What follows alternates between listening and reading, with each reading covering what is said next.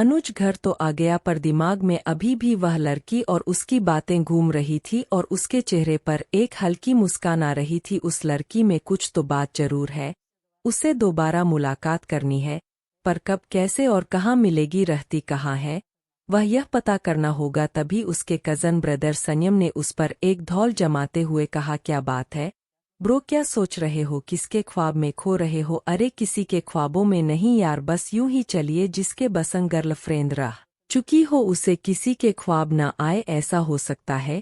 अच्छा बोलिए, कोई न्यू लड़की मिल गई क्या? अनुज अपनी आईब्रो ऊपर करते हुए हंस पड़ा। हम आज मार्केट में मिली थी एक चुलबुली सी लड़की, वह, उसकी बेखौफ बातें और उसकी आंखें बेहद प्यारी थी। जानते हो कितना बकबक किया, कितना सुना दिया उसने, और मैं कुछ नहीं बोल पाया, बस उसे देखता रह गया। ओ मतलब फिर से एक लड़की मिल गई? एटलीस्ट एक आध महीने तक तुम इंगेज रहोगे? अब नहीं भाई, अगर दोबारा मुलाकात हुई और बात बनी तो इस बार परमानेंट और लाइफ टाइम इंगेज हो जाऊंगा। अरे इतनी अच्छी लगी तो फोटो क्लिक कर लेता, किया है ना तो चल दिखा। वह, मैं तुम्हें नहीं दिखा सकता। पर क्यों, चल दिखा मुझे, बोलकर वह फोन छीन लिया। अरे मोबाइल में नहीं मिलेगा तुझे, तू कहाँ क्लिक किया है? अपने दिल में ओहो क्या बात है, पहली मुलाकात में यह हाल, मतलब वह जरूर बहुत खास है। वो तो है, चल अब इस नए इश्क के चक्कर में भूल मत जाना, कल कॉलेज की फ्रेशर पार्टी है और उसमें एज चीफ गेस्ट तुम्हें बुलाया है। हाँ याद है, पर अब जाने का मन नहीं हो रहा। लेकिन क्यों भाई? क्योंकि मन तो मेरा कहीं और लग गया है। तू और तेरा मन जहाँ कहीं सुंदर लड़की देखी वहाँ तुरंत लग जाता है।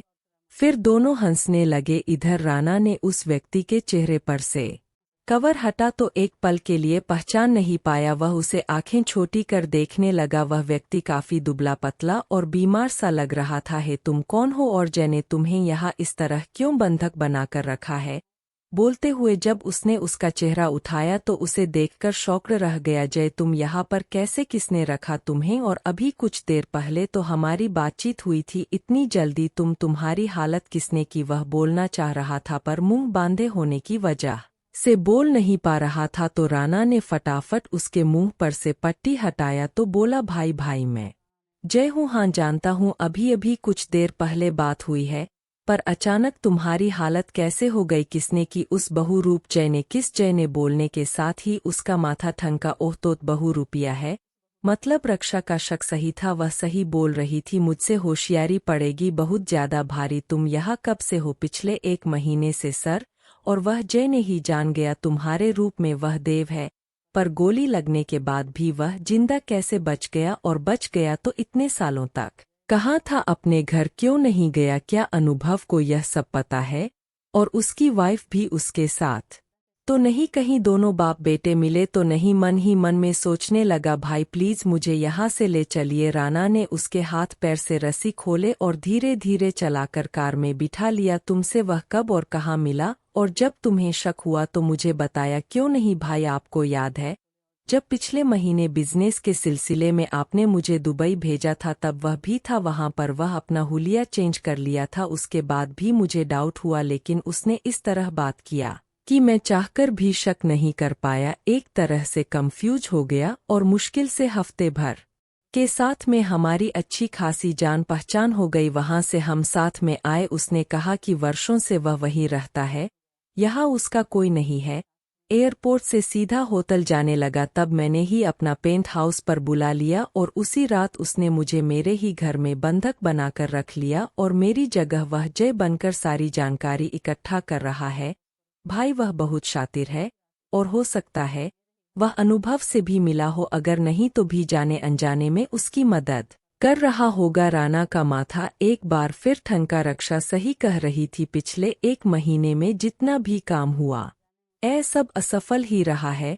मतलब जब से वह आया है एक भी काम में सफलता नहीं मिली है, नहीं होने दे रहा है। अब तो पूरा भरोसा हो रहा है, हो ना हो यह प्रॉपर्टी के पेपर इसने ही चेंज किया होगा। ओह अब समझ में आया, चाल चली इसने बेहद शातिर चाल। प्रॉपर्टी के पेपर भी बदल दिया और जानबूझकर अदरका का किडनैपिंग करवा दिया अनुभव के हाथ हो, ताकि वह उससे शादी कर सके और आधी प्रॉपर्टी के मालिक उसका बेटा बन जाए। और क्या उसकी बहू बनकर जाएगी तो प्रॉपर्टी उसकी तो हो ही जाएगी। मतलब दोनों बाप बेटा मिला है।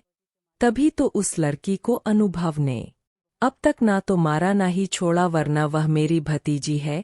जानते ही वो उसे टुकड़ों में कर देता, पर मेरे साथ इतनी चालबाजी। अब मैं तुझे बताता हूँ, इस बार अच्छे से मारूंगा, सिर्फ तुम्हें नहीं, दोनों बाप बेटा को एक साथ। नहीं नहीं, तुम बाप बेटा को नहीं, तुम्हारे होने वाली बहू को भी। वो मन ही मन बोल रहे थे और उसी के अनुसार चेहरे का एक्सप्रेशन भी बदल रहे थे। अचानक ही उसने कार को एयरपोर्ट की तरफ घुमा दिया। भाई हम घर नहीं जा रहे, नहीं तो फिर सिंगापुर जा रहे हो भाई, आपकी आज्ञा सिर आंखों पर, लेकिन फिलहाल मैं उस स्थिति में नहीं हूं कि बाहर जा सकूं और कोई भी काम कर सकूं। वह करने की जरूरत भी नहीं है, तो फिर क्यों भेज रहे हैं? जाओ वहां पर तुम अपना अच्छे से ट्रीटमेंट भी करना और फिलहाल वहीं रहना जब तक मैं ना कहूं इंडिया मत लौटना। जी भाई, अब उस देव ठाकुर उर्फ जय पर अच्छे से नजर रखता हूं। राणा ने मन ही मन कहा। जय को छोड़कर वह वापस लौट रहा था और खुद को सामान्य रखने की कोशिश कर रहा था ताकि उस बहुरूपिया को भनक तक ना लगे। तभी उसके मोबाइल पर एक कॉल आया। उसने जैसे ही रिसीव किया तो सामने से एक लड़की की आवाज आई। अनुभव और अधिका दोनों शादी कर रहे हैं। अगर आप शादी को रोक दे तो बड़ी मेहरबानी होगी। तुम कौन बोल रही हो और तुम पर यह मेहरबानी क्यों करूं और मुझे क्या मिलेगा? मैं कौन हूं? यह रहने दीजिए, बस काम की बातें करते हैं ना। अगर आप यह वानी करते हैं तो अनुभव मुझे मिल जाएगा और वह लड़की आपको फिर प्रॉपर्टी अपने नाम करवा के उसका काम तमाम कर दीजिएगा। अगर मेरी बातें जच गई तो मुझे आपकी इस मेहरबानी का इंतजार रहेगा। और हाँ, एडवांस में थैंक यू बोलकर उस लड़की ने फोन काट दिया और तुरंत मोबाइल पर से रुमाल हटाया, फिर मोबाइल से सिम भी निकाल कर हटा दिया। फिर कार की चाबी अपनी उंगलियों में घुमाते हुए कहा, खबर तो पहुंचा है, अब देखते हैं पापा इस काम में कितना सफल हो पाते हैं। उस अनुभव और मेरी प्यारी बहन की शादी रोक पाते हैं या नहीं, पर क्या इतनी जल्दी कर पाएंगे? अगर नहीं तो फिर मुझे ही कुछ करना होगा। बोलकर उसके चेहरे पर तीर से स्माइल आ गई। इधर राणा को अनुभव और अदरका की बात, शादी की बात सुनकर दिमाग घूम गया और अचानक याद आया, शादी कब है और किस लोकेशन पर? मुंबई में या किसी दूसरे शहर में, इंडिया में या कहीं बाहर? अब इतनी जल्दी मैं कैसे पता करूंगा? वह कॉल बैक करने लगा पर फोन नंबर नहीं लगा, स्विच ऑफ बता रहा था। इधर अनुभव जब कमरे में आया तो अदरका कहीं नहीं दिखी। वह चारों तरफ नजर दौड़ा कर देखा तो पीछे की खिड़की खुली थी और वहां लहंगे की कुछ मोतियां गिरी हुई थी। ओह, तो तुम भाग गई, पर अभी देखता हूँ आखिर तुम कहाँ तक भागती हो। अब तुम शादी तुमसे ही करूंगा, तुम दुनिया के किसी भी कोने में रहो, घसीट कर लाऊंगा तुम्हें। आ रहा हूँ बोलते हुए चेहरे पर डेविल स्माइल आ गई। वह हवा की गति से बाहर निकला तो अभय बाबू रोकने लगे, शादी का मुहूर्त हो गया है, अब कहाँ जा रहे हो? सर, कुछ अर्जेंट काम आ गया है। मैं तुरंत आया, लेकिन क्या अर्जेंट काम है? मुझे बताओ, मैं करके आता हूँ या नहीं तो किसी और को भेज देता हूँ। अगर यह भी नहीं तो राजन को कहो, पर इस शुभ घड़ी में तुम मत कहीं मत जाओ। तब ना चाहते हुए अनुभव को बताना पड़ा, सर अदरका नहीं मिल रही है, वह अंदर नहीं है। यह क्या कह रहे हो? इतनी जल्दी अचानक कहाँ चली गई? देखो, वही कहीं होगी, मैंने हर जगह देख लिया, कहीं नहीं है। खिड़की से निकलकर भाग चुकी है। यह देखिए, उसके लहंगे के कुछ मोती गिरे थे वहां पर। यह देखकर अभय बाबू चौंक गए। अरे, पर इतनी जल्दी कहाँ जा सकती है? चलो उसके साथ जो लड़कियां थी उस सबसे पूछते हैं।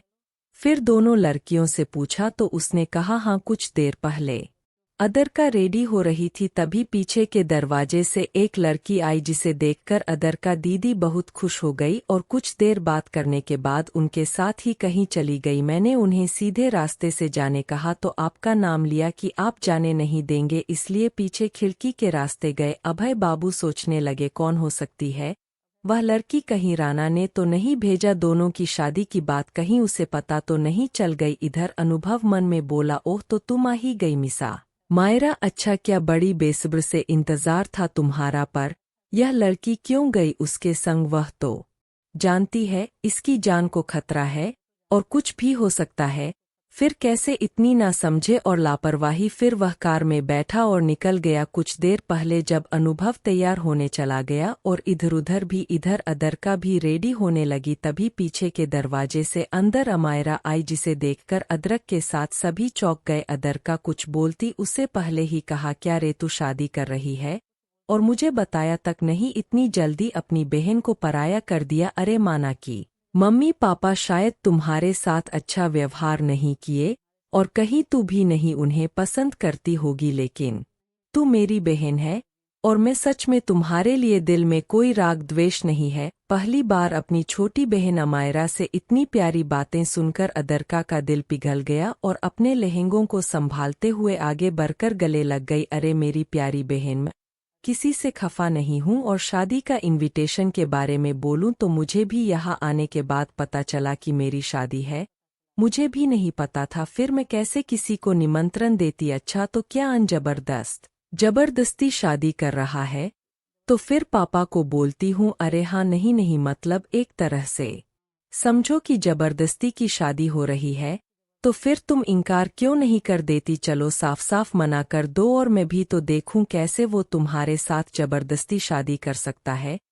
अभी पापा को कॉल करती हूँ। अरे रहने दे बहन, और मैं क्यों इनकार करूँ? मतलब यह कि वो मुझे पसंद है।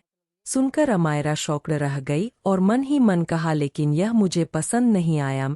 तुम्हें किसी भी कीमत पर उससे शादी नहीं करने दूंगी। और अपने पापा को कॉल लगाया पर संयोग बस फोन नहीं लगा। कई बार ट्राई किया तो भी नहीं लगा। फिर उसने ही आगे यह करना है, यह प्लान बनाने लगे। अच्छा यह छोड़ो और मुझे फटाफट रेडी कर दो। अरे ऐसे कैसे रेडी कर दूं? तुम्हारे जीवन का सबसे बड़ा दिन है और तुम इस तरह रेडी होगी इस सस्ते और घटिया मेकअप से? चलो मैं तुम्हें पार्लर लेकर चलती हूँ, वही अच्छे से रेडी हो जाना। देखो मुहूर्त का समय होता जा रहा है, एक काम करो ब्यूटिशियन को यही बुला लेते हैं ना। अरे मेरी प्यारी बहन, उसके लिए पहले से बुकिंग करनी पड़ती है, अपॉइंटमेंट लेना पड़ता है। वाह, तुम्हारे पास कुछ नहीं है?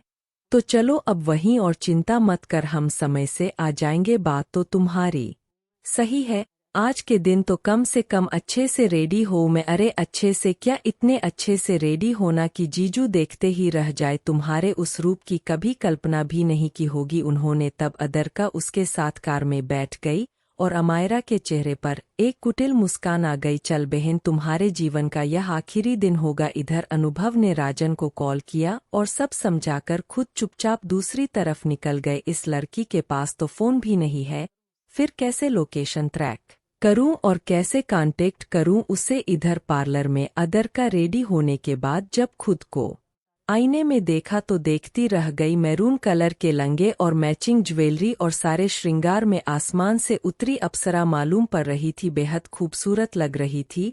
वो आज तो अनुभव जीजू के दिल पर बिजलियां जरूर गिरने वाली है।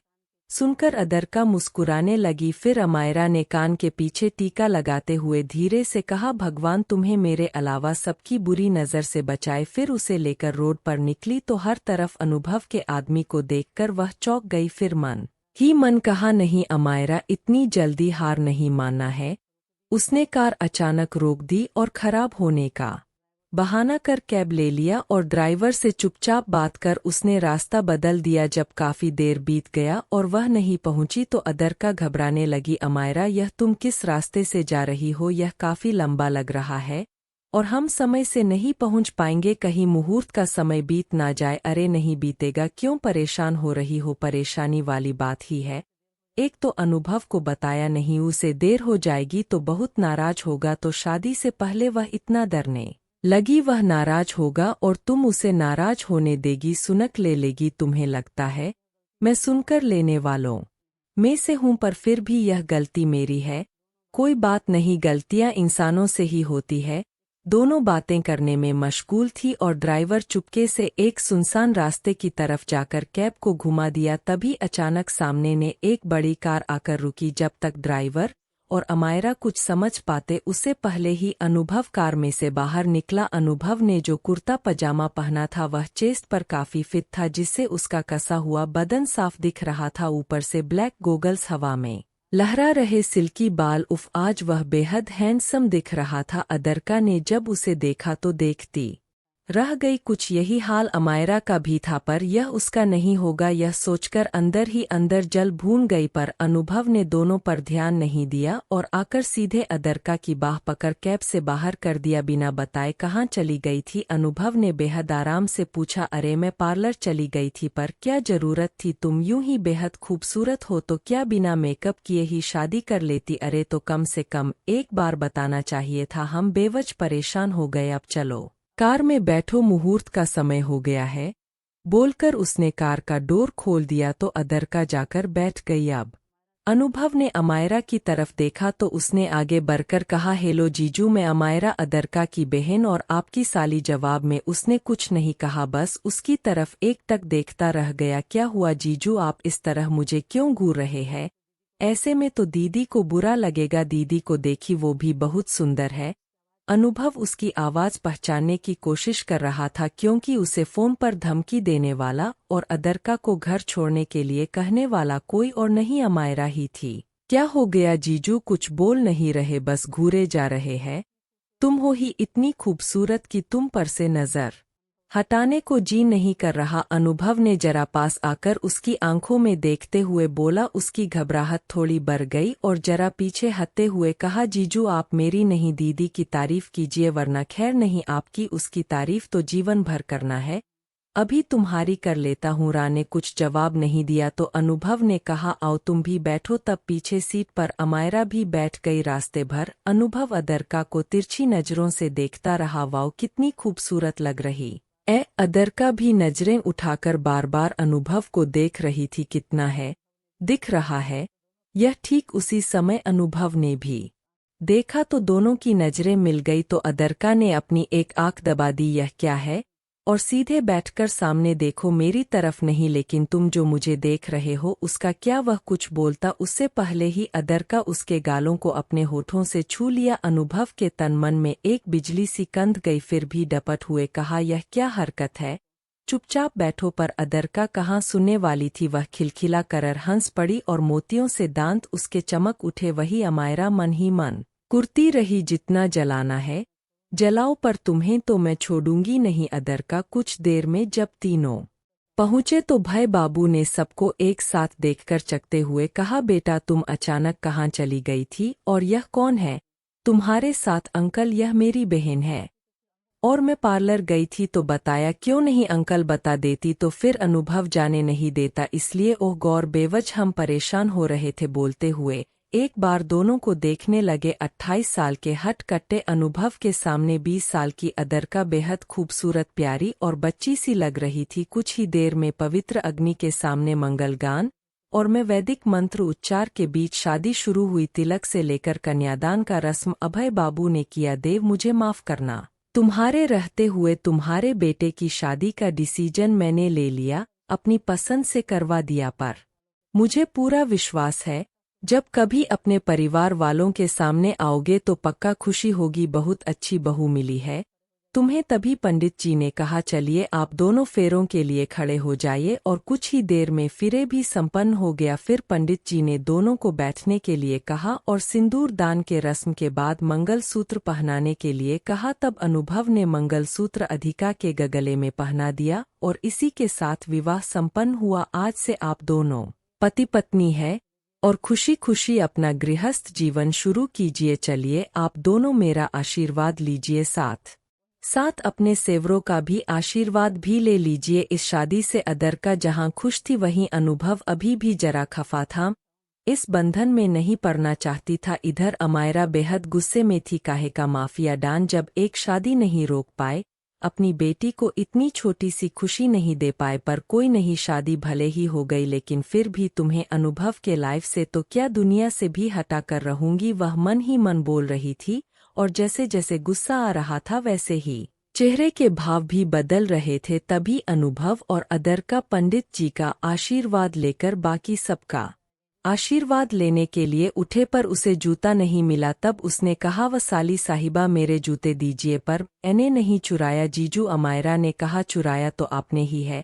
ठीक है, जब पता चल गया तो पहले नेक निकालिए फिर जूते लीजिए। क्या नेक चाहिए? आप क्या देंगे? अगर आप कहो तो आपकी जान ले लूं। बोलते हुए अनुभव का चेहरा सख्त हो गया। अमायरा के पल भर में हाथ पैर ठंडे हो गए, चेहरे पर हवाइयां उड़ने लगी। कहीं इसे पता तो नहीं चल गया? अरे साली साहिबा, इतना क्यों घबरा गई? मेरा मतलब है कि आप कहो तो अपनी जान दे दूं। अरे नहीं नहीं, मैं इतनी बुरी भी नहीं कि आपकी जान ले लूं। तो फिलहाल मेरे पास कुछ नहीं है, यह कुछ पैसे है, ले लीजिए। नहीं, मैं यह नहीं लूंगी। तो फिर बताइए क्या चाहिए? अभी नहीं, जब कभी मौका मिलेगा तब बताऊंगी। फिर उधार रहने दीजिए और अपने जूते लीजिए। वही अदर का अनुभव को बोलने लगी। अरे एक ही तो बहन है मेरी, उसमें उधार क्या? जो चाहिए दे दो। मुझे लगता है तुम्हारे कान का इलाज करना पड़ेगा। तुमने सुना नहीं? उसने कहा कि उधार रहा, जब जरूरत होगी तब बताएगी। तुम्हारी प्यारी बहन ने नहीं नहीं बहन नहीं, दुश्मन, उसने धीरे से कहा। फिर कुछ देर में सबका आशीर्वाद लेकर अनुभव और अदर का अपने घर को विदा हो गए। अभय बाबू को भी चलने के लिए कहा, पर वह बाद में आने की बात कर नहीं गए। फिर कुछ देर में वह अपने घर के लिए निकले। वहीं गुस्से में जल भू रही अमायरा बदले की भावना लिए कार में बैठकर सीधे अपने घर को चले। दोस्तों, कहानी आगे जारी रहेगी। प्लीज अगर आपको वीडियो पसंद आए तो लाइक और सब्सक्राइब करना न भूलें। धन्यवाद।